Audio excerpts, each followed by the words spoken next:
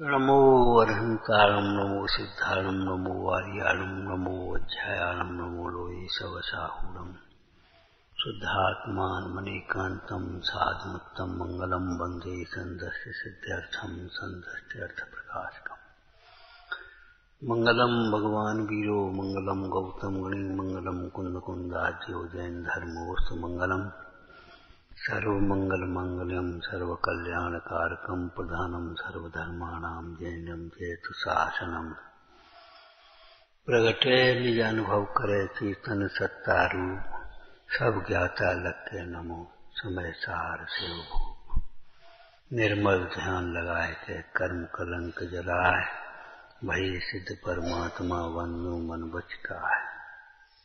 ओम नमः। पाप रूप परिणाम का फल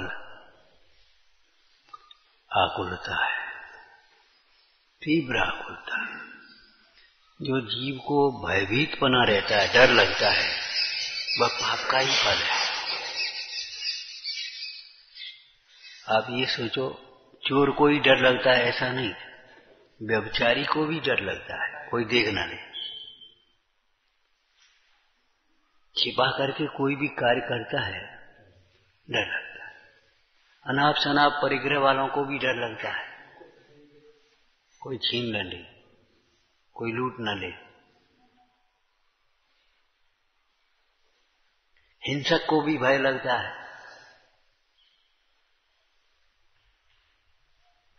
व्यक्ति सर्प से डरता है, सर्प व्यक्ति से डरता है।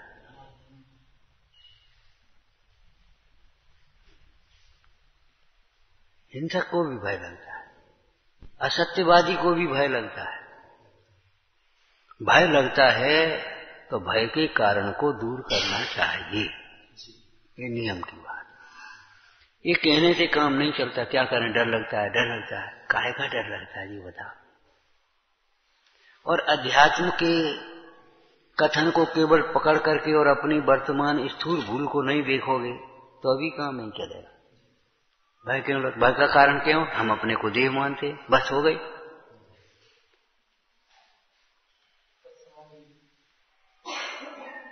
तात्कालिक विचार, तत्संबंधी विचार भी करना चाहिए। भय का कारण क्या होगा कि कोई न कोई पाप है भीतर।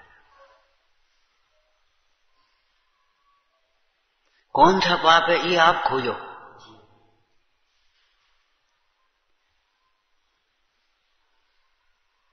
कोई अपमान न कर दे, कोई कुछ कह न दे, क्यों भय लगता है? अनुशासनहीन व्यक्ति को, टाइम से आने वाले व्यक्ति को कोई ऐसा, बच्चे को भी डर नहीं लगता।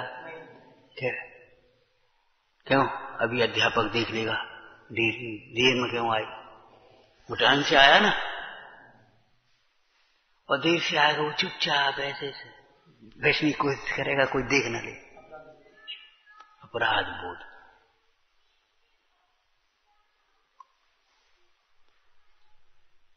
अनुशासनहीन व्यक्ति को डर लगता है।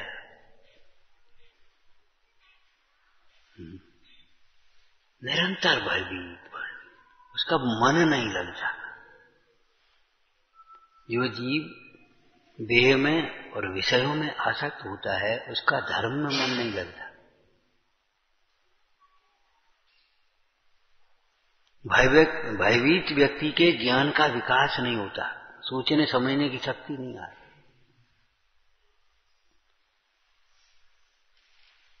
ये कल पाप के फल की चर्चा की थी, तब ये कहा था, देखो भाई, पाप का फल नरक में जाओगे। अरे नरक में जाओगे तब जाओगे, उससे पहले तो बहुत बड़ी वेदना है।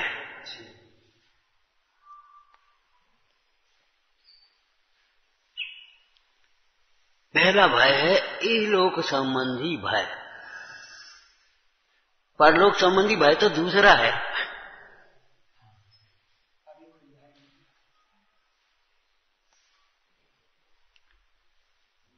पाप दो प्रकार के कहे थे, एक द्रव्य पाप, एक भाव पाप।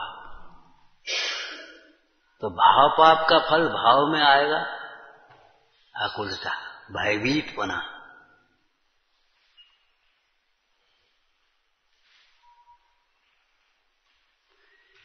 ये बात हम बहुत जोर दे करके कह रहे हैं इस बात को। जिन जिन को ये भय लगता है, डर लगता है, उन लोगों को इस पंक्ति का खूब विचार करना चाहिए, खूब स्वाध्याय करना चाहिए। और आराधना के मार्ग पर निकलने वाले जीवों को तो विशेष रूप से भय छोड़ देना चाहिए। काहे का डर? काहे का डर? पाप करने का डर नहीं लगता, पाप खुलने का डर लगता है, दंड का डर लगता है। जो चौंगत दुखते डरे तो तज सब पर भाव। यदि तुझे डर लगता है तो ये पाप छोड़ दे।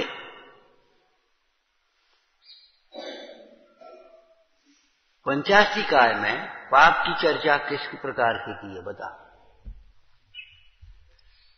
जो हिंसा, झूठ, चोरी, कुछ ही परिकर ये भेद करे वो तो अलग है। पंचाशीकाय में पाप की चर्चा कैसे की?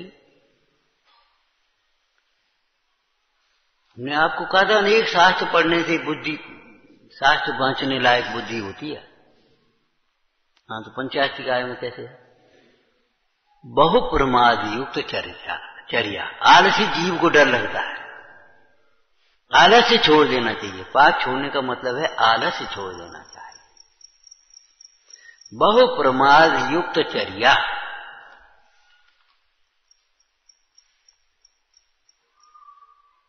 आलोचना पाठ में ये प्रमाद की हा प्रमाद सताई, बिन देखे अग्नि जलाई। हा प्रमाद सताई।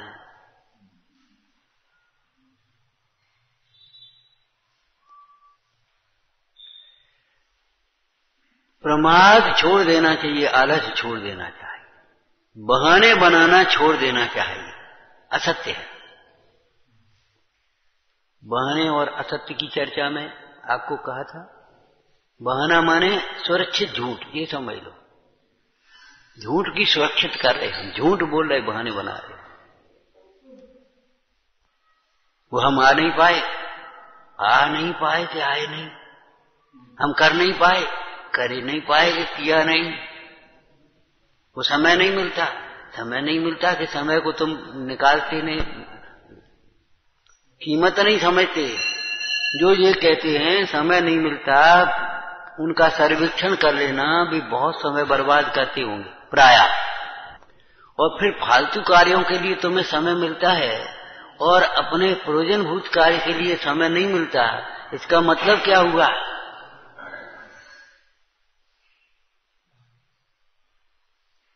बूंद बूंद सो भरे सरोवर, एक एक मिनट का ब्यौरा निकालो तब पता पड़े तुम्हें समय कितना है तुम्हारे पास। वो 2 मिनट हमने सोचा 2 मिनट में क्या होता है, 2 मिनट में क्या होता है, और कहीं भी समय नहीं। 2 मिनट करके तो 50 मिनट खराब करोगे, कहीं भी समय नहीं। बहु प्रमाद युक्त चर्या। 4 प्रकार की संज्ञाओं में आसक्तता। आहार, खाने पीने में कितना समय लगाते हो, कितना बचा सकते हो। आप ये सोचो, बचत की आदत डालो, बच्चों को भी बचत की आदत। हमने आपको निर्देशिका में भी ये बात कही है कि देखो, हर बच्चे के पास एक एक गोलक होना चाहिए। धन की दृष्टि से भी एक एक गोलक होना चाहिए।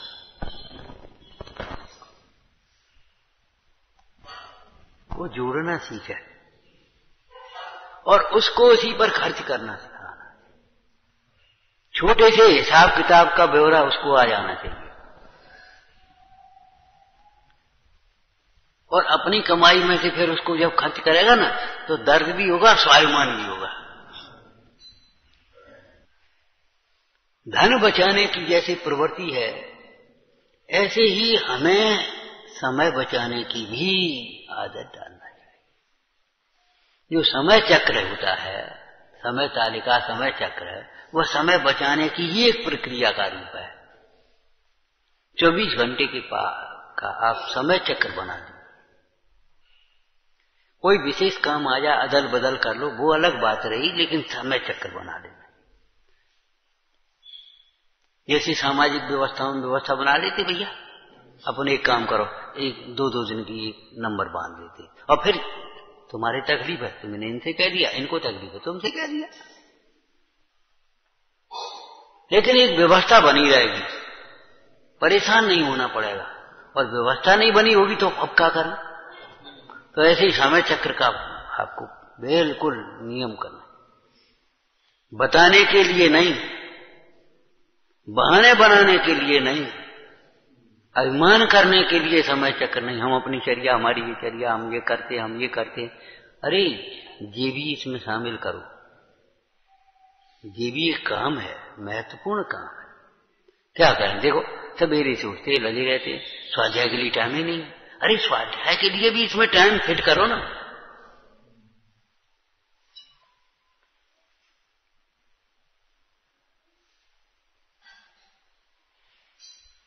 डर लगता है लेकिन उपाय करते नहीं।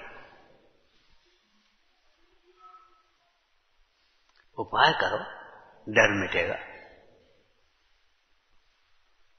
श्रावकाचार्य जी में, आचार्य भक्ति जी में, आचार्य भगवान मुनराज को कैसे संबोधन कर रहे? डरने वाले मुनराज को, छिपाने वाले मुनराज को। हाँ, क्या सुंदर लाइन है।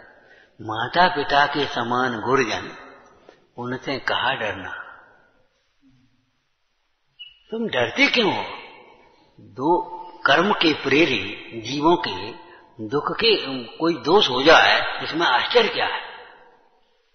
तुम्हें दोष के अनुसार, तुम्हारी शक्ति के अनुसार, जिस प्रकार तुम्हारा दोष दूर हो और जिस प्रकार से तुम्हारी आराधना बढ़े, उस प्रकार से प्रायश्चित दे जाएगा। ऐसे थोड़ी ही सबको एक सा प्रायश्चित दे देंगे।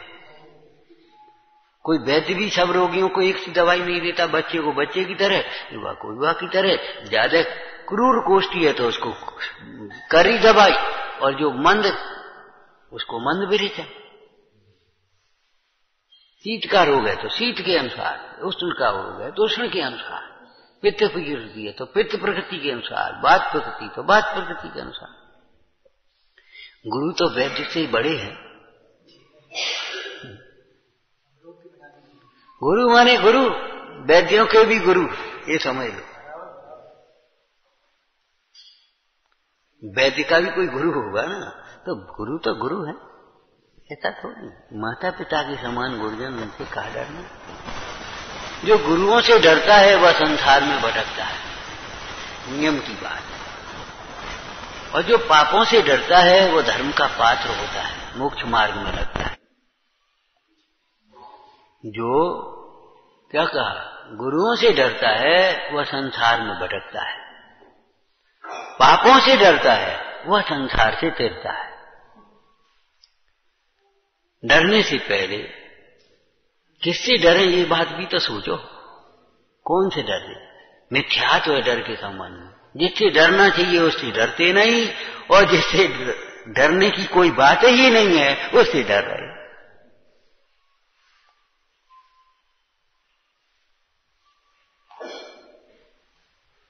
ये पाप का फल है जो डर लगता है। कौन से पाप का? भाव पाप है कोई, भाव पाप है कोई विषय की आसक्ति होगी, छिपा करके खाने की प्रवृत्ति होगी, वही तो डर लगेगा। छिपा के रख दिया फिर निकाल के अपने खा लिया तो डर लगता है, कोई देखने नहीं।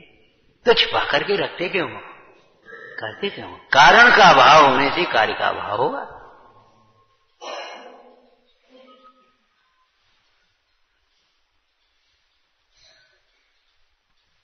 चुपचाप चले गए और चुपचाप अपने करे आए। ये बच्चों की आदत होती है, चुपचाप बाजार में गए और खाया। तो भाई इसमें तुम्हारा हित कहां है ये तो बताओ। क्यों? कोई अध्यापक हो, कोई माता पिता हो, कोई गुरुजन हो, विचार करो। रोटी खाने के लिए मना करते हैं, दूध पीने के लिए मना करेंगे। जो नहीं खाने लायक है उसी के खाने का मना करेंगे। तो गुरुजनों की आज्ञा का पालन करना, इसमें तो अपना हित है ना।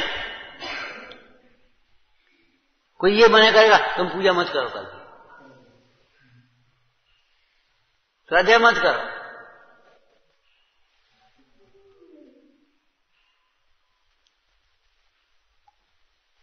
स्वाध्याय मत करो ये कहेंगे, और अगर हमने ये सोच लिया स्वाध्याय नहीं करेंगे तो क्या होगा? विचार करो, तो हमारा सोच विपरीत हो गया कि सही हो गया?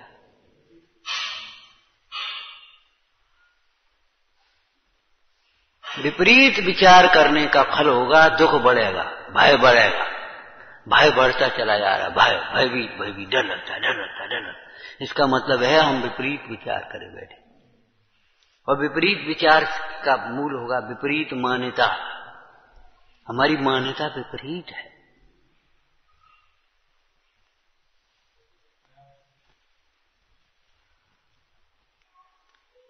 भयभीत व्यक्ति ऐसे लोगों को देखते हैं जो उनके दोषों का पोषण करता रहता है, उनके साथ उनकी खूब पटती है, तुम्हारी भाषा में बोले खूब पटती है। वहां जाकर के बैठेंगे, हंसेंगे, बोलेंगे, बातचीत, वहां डर नहीं लगेगा, बिल्कुल नहीं डर लगेगा।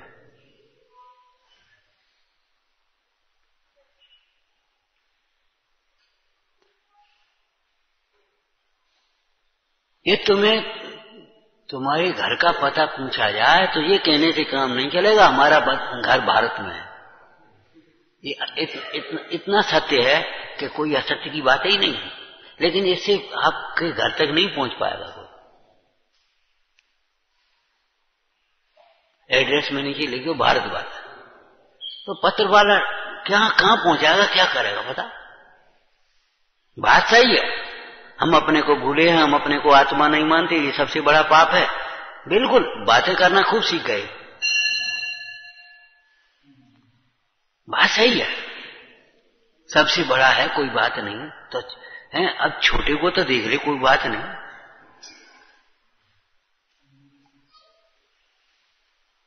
माने चिंतन करेंगे तो ऐसे चिंतन करेंगे उसकी बिल्कुल उस पर चोट नहीं पड़ने देंगे।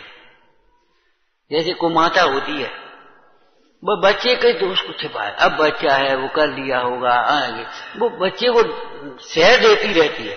ऐसे हम इन पापों को सह देते हैं।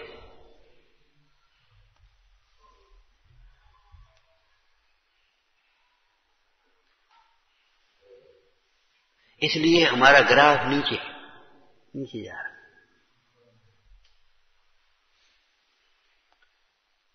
ये लाइन बिल्कुल याद रखना, गुरुजनों से डरोगे तो संसार में भटकोगे, हैं? पापों से डरोगे तो संसार से तैरोगे। संसार से तैरना है तो पापों से डरो। जो स्वयं पाप से विरक्त हो गए और जो पाप को छुड़ाएंगे, ऐसे गुरुजनों से क्या डरो?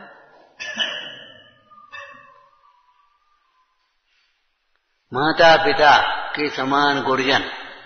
माता पिता का इसमें अर्थ क्या ना, माता पिता का अर्थ लगाओ, शब्दार्थ नहीं। माता पिता, माता पिता, मम्मी पापा हैं, मदर फादर, अरे ये तो तुम्हारी पर्यायवाची हो गई, इनमें दम नहीं है। माता पिता माने जन्म देने वाले, पोषण करने वाले, उंगली पकड़ करके सिखाने वाले, अपने समान बनाने वाले। माता पिता क्या होते हैं? कोई माता पिता अपने बेटे को दुखी देखना चाहता है?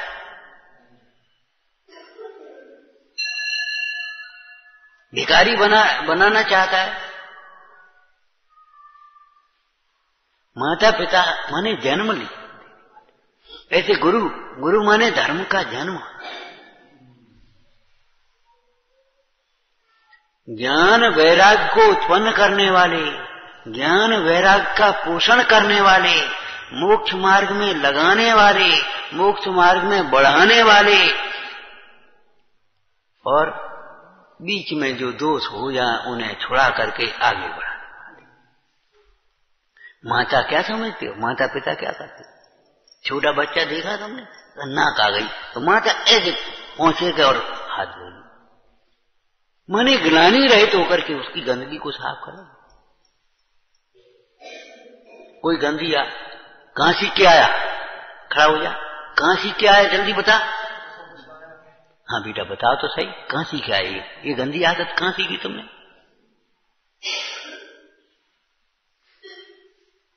नहीं करोगे, ये अच्छी बात नहीं। ये कहां से लाए, कहां से उठा रहा है, किसकी है, बता जल्दी, दे करके आओ। माने दोषों को छुड़ाने वाले है। सच्चे माता पिता तो गुरु ही है, सही पूछो तो। केवल शरीर का पोषण नहीं, संस्कारों का पोषण होना चाहिए, ज्ञान वैराग का पोषण।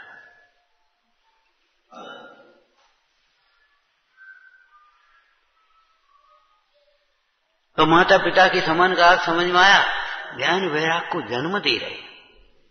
धर्म का जन्म किससे हुआ?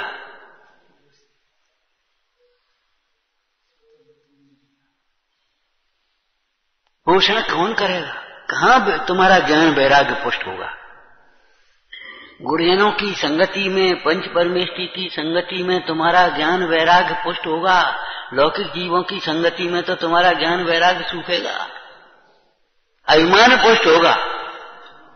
लौकिक जीवों का संग अगर अच्छा लगता है तो समझ लेना चाहिए तुम्हें तो मान, और परिचय सहते हुए भी गुरुजनों का समागम इष्ट लगता है तो समझ लेना चाहिए धर्म बुद्धि है हमारी।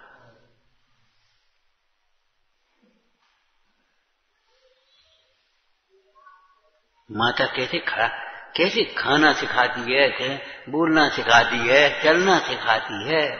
बताओ, सब कुछ माता सिखा रही है कि नहीं सिखा रही? तो जैसे ही यहां करती ऐसे गुरु हमें सब सिखाते। उंगली पकड़ सिखाते गुरुवर, ज्ञानी गुरु निर्गंथ है। कहां चलना? उंगली पकड़ सिखाते चलना। कहां चलना? मोक्ष मार्ग में चलना। संसार में चलना तो संसार की माता ने सिखा दिया, लेकिन मोक्ष मार्ग में चलना जिनवाणी सिखा दी। वो भजन तुम्हें याद होगा, हमें निज धर्म पर चलना सिखाती रोज जिनवाणी।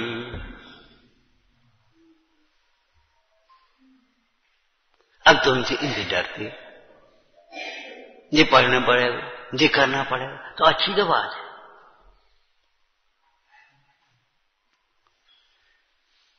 पाप जब तक नहीं छूटता तब तक भय नहीं छूटेगा, दुख नहीं छूटेगा। दुख का कारण बुरा कार्य, तब तक सब तुम्हारी बुराई करेंगे। बहुत बुरा लड़का, बहुत बेकार लड़का है। माता भी कहेगी बहुत बुरी आदत है, मैंने बुरा शब्द लगा होगा, बुरी आदत है, बुरा लड़का है, कहेंगे कि नहीं? बहुत बुरा आदमी, बेकार आदमी। क्यों? बेकार माने क्या है? हिंसक है, झूठ है, चोरी है, कुशील है, परिग्रह, यही तो होगा बेकार। बहुत बेकार आदमी है। कोई ये तो नहीं कहेगा स्वाध्याय करता है इसलिए बेकार, पूजा करता है इसलिए बेकार। पाप को ही बेकार कहा जाता है, पाप की ही निंदा होती है।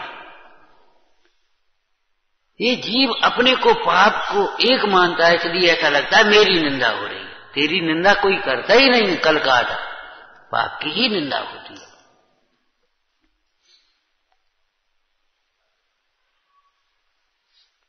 तो पाप का फल भयभीतपना, और भय माने क्या होता है?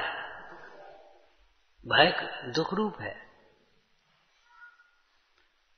जो कसा है ना भय, आत्मा को कसे, दुख दे।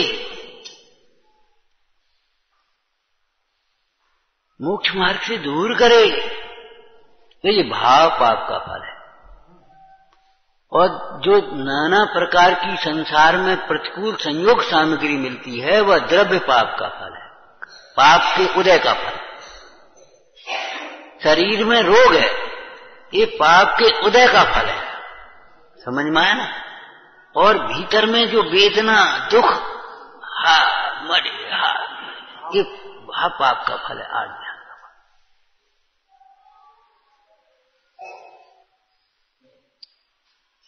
अलग अलग है। और लोक में जो निंदनीय होता है, लोक में निंदा, वो चरणानुयोग के द्रव्य पाप का फल है। द्रव्य पाप दो प्रकार का बताया था। द्रव्य पाप दो प्रकार का, एक तो पाप नाम का कर्म, पाप कर्म की जो प्रकृतियां हैं ना, वो द्रव्य पाप कहलाती, कर्णानी योग से। असाता वेदनी, अशुभ नाम, नीच गोत्र, नरक आयु, क्या है ये? द्रव्य पाप। ज्ञानावरण, दर्शनावरण, मोहनी, अंतराय, ये द्रव्य पाप है। और चरणानी योग में द्रव्य पाप किसको कहा? परिभाषा पूछेंगे हम।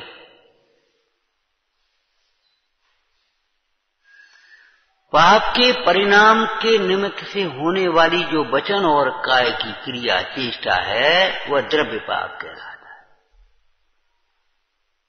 पाप के परिणाम भीतर हो गए ना, वो भाव पाप हो गया। किसी की वस्तु बिना पूछे ग्रहण करने का भाव, वो भाव चोरी हो गया। और उस भाव चोरी के वशीभूत होकर के क्यों उठाला, ये द्रव्य चोरी हो गई, या स्वयं उठाला। वचन और काय से जो पाप रूप क्रिया होती है, वह द्रव्य पाप कहलाता है। और मन में जो पाप का विचार, योजना, प्लानिंग चलती है, वो भाव पाप कहलाता है। पाप रूप परिणाम, उसको तो भाव पाप कहेंगे। और द्रव्य पाप दो प्रकार से कहेंगे। एक पाप रूप जो क्रिया है, चरणान योग में उसे द्रव्य पाप कहा है। और जो कर्णान योग है, पाप रूप कर्म प्रकृतियां हैं, उनको द्रव्य पाप कहा। तो जो बाहर में अभी सामने जो प्रतिक्रिया हो रही है, वो तुम्हारे द्रव्य पाप माने चरणान योग पाप रूप क्रिया। कैसे बोलते हो, कैसे बैठे हो, क्या कर रहे हो, आलसी कहेंगे, कैसे कपड़े पहने आए, कैसे क्या करते हो। अब ये काय का, ये द्रव्य पाप अभी चरणान योग वाला है। शरीर में रोग हुआ, उसमें केवल वो शरीर वाला वो पूर्व पाप कर्म का उदय ही नहीं है, वर्तमान का भी पाप है। कुपथ सेवन, विषयों की आसक्ति, आलस्य, अभिमान, ये द्रव्य वर्तमान के पाप। अकेले द्रव्य पाप माने पाप कर्म का उदय ही नहीं है, वर्तमान का पाप का परिणाम भी है साथ में। वर्तमान के पाप के परिणाम को तो छोड़े, पाप के परिणाम मात्र को ही नहीं, पाप के परिणाम छोड़ने के लिए पाप रूप वचन बोलना भी छोड़े और पाप रूप क्रिया भी छोड़े। पाप के वर्तमान के पाप को छोड़े, फिर पूर्व पाप के उदय का विचार करके समता रखे, ये तो है विधि। और केवल पाप के परिणाम को न छोड़े, पाप की क्रिया को न छोड़े, पाप रूप वचन को न छोड़े और पाप के उदय को दोष देवे, ये है कुविधि, स्वच्छंदता। क्या करें, हमारा पाप का उदय, क्या करें, पूछते क्यों? पाप मत करो, पाप को छोड़ो।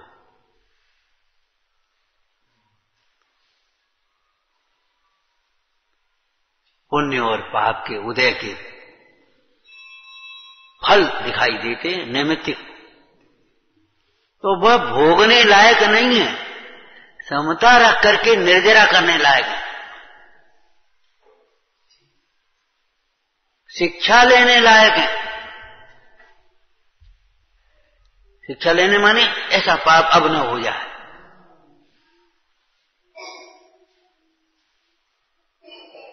नागश्री कन्या ने अपने पिता को ऐसे ही तो समझाया था, पिताजी आप कह रहे हो अहिंसा व्रत को छोड़ दो, देखो हिंसा का क्या फल होता है, देखो हिंसा से फांसी लग रही कि नहीं लग रही।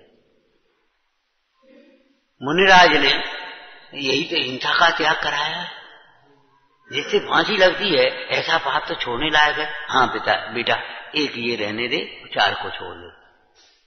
देखो जिस झूठ का फल ये है उसको ही तो छुड़ाया है, ठीक है ये भी रहने दे, मतलब फल को ही तो बताया था। और देखो कर्म के उदय को, कर्म आपके ज्ञान का विषय नहीं है, कर्मण वर्गना इतनी सूक्ष्म है, वो आपके ज्ञान का विषय नहीं है। कर्म की नैमित्तिक क्रियाएं दिखाई देती हैं, उन नैमित्तिक क्रियाओं को देख करके पाप का फल, पुण्य का फल का निरूपण किया जाता है। शरीर में रोग हुआ, ये पाप का फल कहा जाता है। नैमित्तिक है कि नहीं? पाप के उदय होने पर शरीर में इस प्रकार की अवस्था हुई, तो उस अवस्था को पाप का फल कह दिया गया। कोई व्यापार में नुकसान हुआ, अंतरा कर्म का उदय। भोजन में कोई विघ्न आ गया, अंतरा कर्म का उदय। अंतरा तुमने देखा है काला नीला पीला कैसा होता है, वो नैमित्तिक क्रिया को देख करके कहते। 10 बार याद करते हो याद नहीं होता, ज्ञानावरण कर्म का उदय है। क्या करें, व्यवहारी जीव को व्यवहार के बिना कैसे समझाएं? इसलिए किस प्रकार से कारण कार्य मिला करके निरूपण किया है, किस प्रयोजन से निरूपण किया, वो भली प्रकार से समझना। और नहीं तो तुम समझाओ कर्म को, कैसे समझाओगे? कर्म के फल को समझाओ, कैसे समझाओगे? कैसे समझाओगे?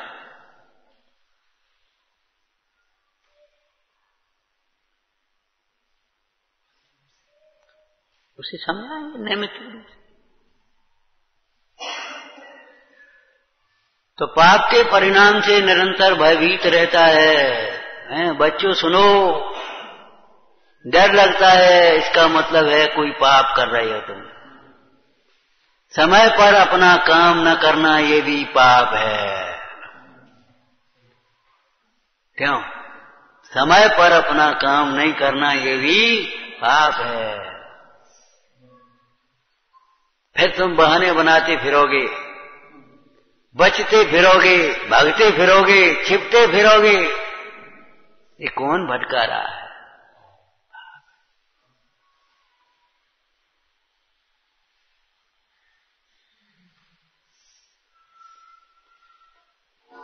अगर तुम ये चाहते हो हमें डर न लगे, तो बस समझ लो पाप छोड़ दो, अपने आप डर नहीं लगेगा। फिर तुम्हें कोई डराएगा तो भी डर नहीं लगेगा, ये समझ लो। खड़े हो जा, 2 और 2 कितने होते हैं? 4।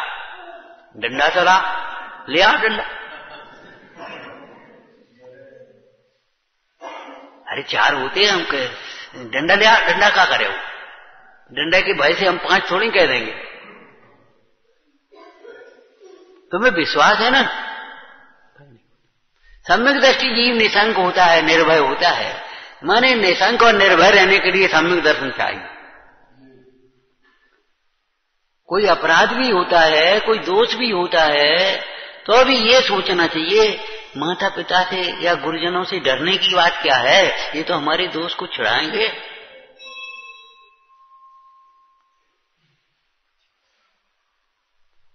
भगवती आराधना में आचार्य भगवान का जब स्वरूप लिखा तो कहा निर्यापक नाम का एक गुण होता है। जो साधक जीव हैं, समाधि के समय में हो या जीवन काल में संयम की साधना करने वाले हो, दोषों के कारण से आचार्य भगवान उन्हें बीच में नहीं छोड़ते। ताड़ना करते हैं, बात अलग है, अवपीड़ना, लेकिन बीच में छोड़ते नहीं, निर्यापक है। पार दे जाएंगे पूरे।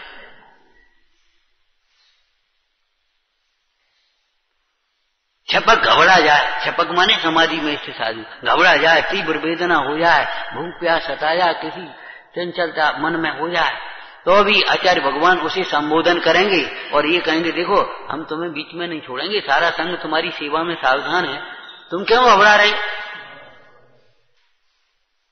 सारा संघ तुम्हारी सेवा में सावधान है, तुम घबराते क्यों? हम तुम्हें बीच में नहीं छोड़ेंगे। क्यों नहीं छोड़ पाओगे? जानते हैं ये तो कर्मोदय के खेल हैं, इनमें क्या दम है? ये कोई जीव का परिणाम छोड़ेंगे? ये कर्म का परिणाम है, ये नोकर्म का परिणाम है, समयसार उनके जीवन में है।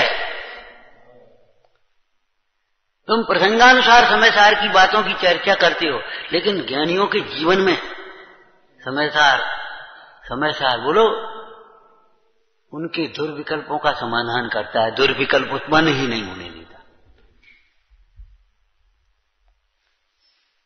ये कर्म का परिणाम है। कितना ही बड़ा पाप हो जाए, ज्ञानी जीव के अरे ये कर्म का परिणाम है, इसका नहीं, इनका कोई। हे साधो, ऐसे स्नेह भरे वचन बोलते।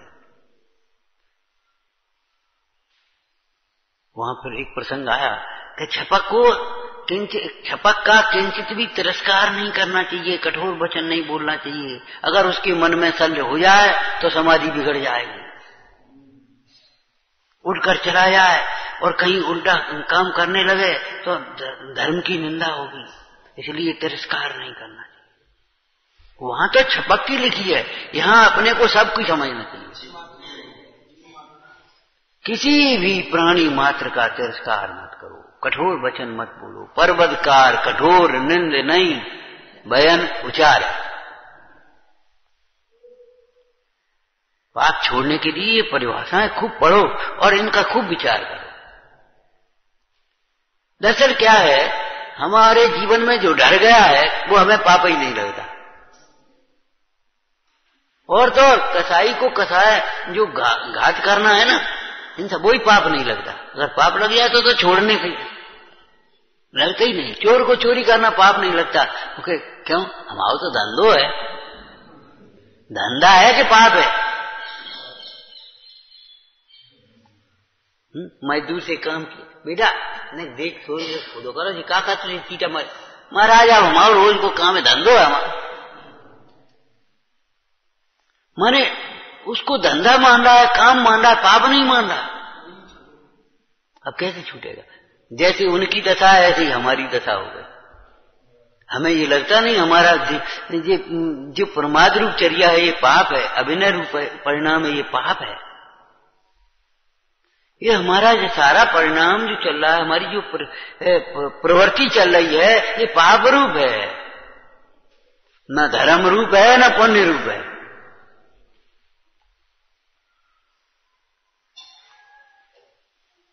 बहु प्रमाद युक्तचर्या, चार संज्ञाओं की तीव्रता है, ये पाप में लिखे। प्रवचन सार जी में दुष्ट चिंतन, दुर्वचन और दुष्चेष्टा ये पाप में लिखी है। यहां तो भेद करके समझाया, हिंसा झूठ चोरी कुशील परिग्रह।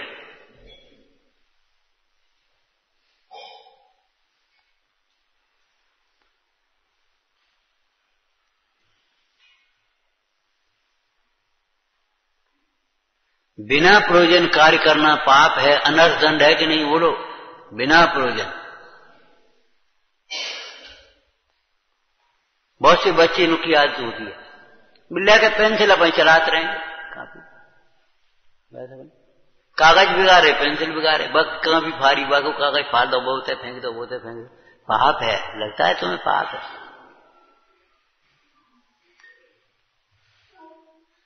अपने ज्ञान का, अपने समय का, अपने धन का, अपने शरीर का, अपनी इंद्रियों का दुरुपयोग करना ये पाप है।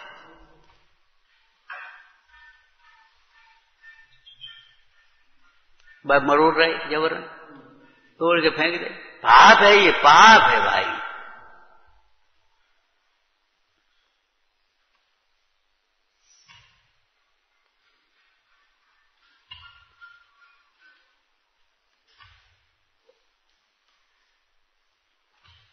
ये पाप का फल है, भयभीत बना और व्यवहार में निर्भय रहना, हाँ, निश्चिंत रहना, प्रसन्न रहना, ये पुण्य का फल।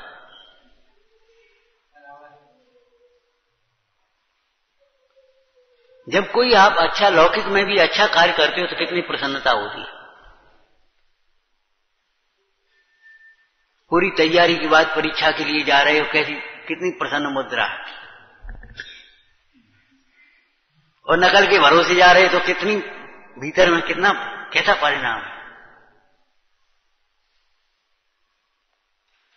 पूजा करते समय कैसी प्रसन्नता है, दान देते समय कैसी प्रसन्नता है, और चोरी करते समय।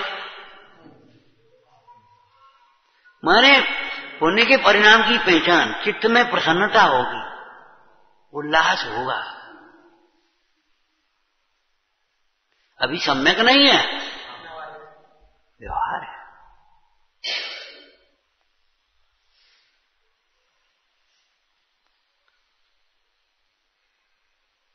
चित्त में प्रसन्नता होगी, निश्चिंतता होगी। वो दृष्टांत तो तुम्हें याद होगा, है? गुरु चेला दोनों जा रहे थे, हैं? बेटा जल्दी चल, डर लग रहा है। शिष्य थोड़ा पढ़ा लिखा था, सोचने लगा डर लगता है जी, बाबा को काय को डर लग रहा हो भैया? जब पोटरी में कछू है, उन्हें देखो, और वो धन नहीं फेंका। धन फेंकते क्यों? अरे वैसे ही फेंकने लायक नहीं है, और वैसेयों में फेंकने लायक नहीं है, ये कहने का मतलब। एक पत्थरा लिया और पटक दिया कुआं में, आवाज धम भई, और पोटली लेकर के वो चल दिया। बाबा जी जल्दी चल, डर है, डर तो हमने कुआं में पटक दो, अब कछु डर नहीं। अरे जिसका संयोग हुआ उसका वियोग होगा, डरने से क्या काम चला? शरीर का संयोग हुआ, वियोग होगा कि नहीं? अब डरो, डर कहीं वियोग न हो जाए, वियोग नहीं, मर न जा। अरे मरे वो जो मोह करे, शरीर का वियोग होगा। तुम तो गाओगे, बच्चे गाओ, क्या गाओगे बता? देह मरे से मैं नहीं मरता, अजर अमर में आत्म स्वरूप, सहजानंदी शोध स्वरूपी अविनाशी में। अरे हमें कहा कहीं मरने जा, अरे काय को मारे? तुम तो यहां बैठे हो इतने उत्तम स्थान पर, कबीरदास ने लिख दिया, सुनाया था, याद आया कि नहीं? राम मरे तो मैं मरूं, मेरी मरे भला, अविनाशी की गोद में मारो मरो न जाए। जिसने जो अविनाशी की गोद में बैठ गया, अर्थात जिसने अपने को अविनाशी अनुभव कर लिया, वो मरे काय को मरेगा?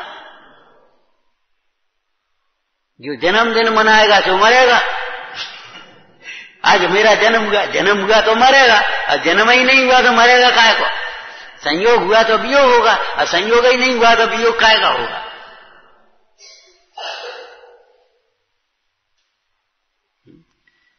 विचार करो। निर्गंथ के बताओ, धन का अभाव कब होगा? निर्गंथ के धन का अभाव कब होगा? कि निर्गंथ के धन का अभाव होने की बात ही नहीं, उसने पहले ही धन छोड़ दिया है। ब्रह्मचारी की स्त्री का अभाव वियोग कब होगा? बोलो, स्त्री है ही नहीं, उसके वियोग होने की बात ही नहीं रही। जिसका संयोग ही नहीं है उसके वियोग की बात का। तो भयभीत नहीं होना है तो पाप छोड़ो, पाप नहीं छोड़ना है तो ज्ञानाभ्यास करो। ज्ञानाभ्यास करे मन माही, जो पढ़ते सुनते हैं उसका विचार करो। काहे का डर? क्यों डर लग रहा है? अपने को उपदेश दो, अपने को संबोधन करो, डर क्यों लगता है? डांटेंगे तो डांटेंगे, डांटने का काम करोगे तो डांटेंगे ही, उसमें क्या बात है? और डर के मारे तुम 2 दिन के बाद जाओगे तो फिर तब नहीं डांटेंगे। विचार करो, जब फेल हो जाओगे तब भी तो डांट पड़ेगी। साल भर क्या करते रहे, क्या पढ़ा लिखा तुमने?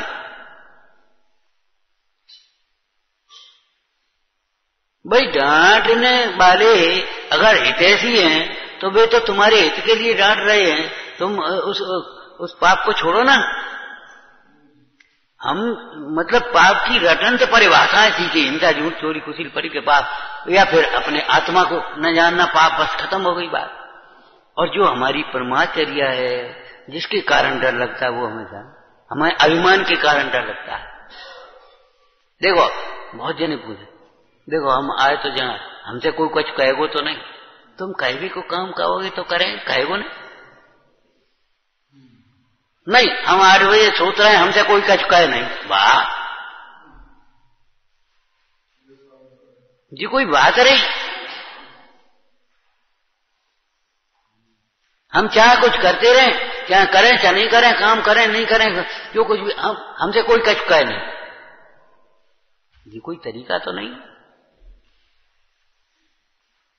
कहेगा वो तो कहेगा। कहने का काम करोगे तो कहा जाएगा ना। अगर तुम्हें ये है हमसे कोई कुछ कहे नहीं तो कहने का काम ही मत करो।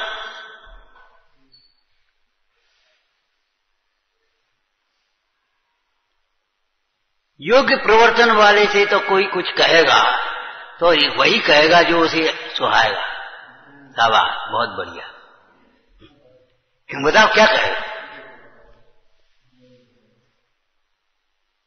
योग्य प्रवर्तन करने वाले को तो कोई कहेगा तो क्या कहेगा? माने अच्छे को अच्छा कहेगा, बुरे को बुरा कहेगा। विवेकी या फिर ईर्ष्यालु जी होगा, उसके कहने की परवाह मत करो। उसे कहने की क्या परवाह करते हो?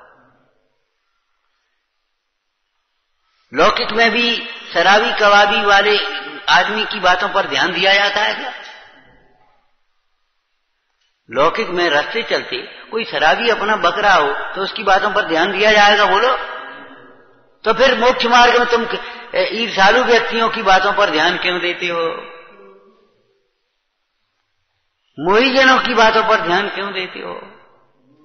ये पाप है कि नहीं? विचारना।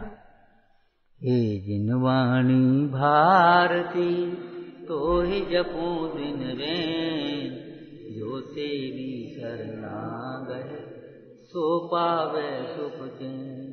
या वाणी के ज्ञान के सूझे लो कालो, तो वाणी में सदा जेत हूँ।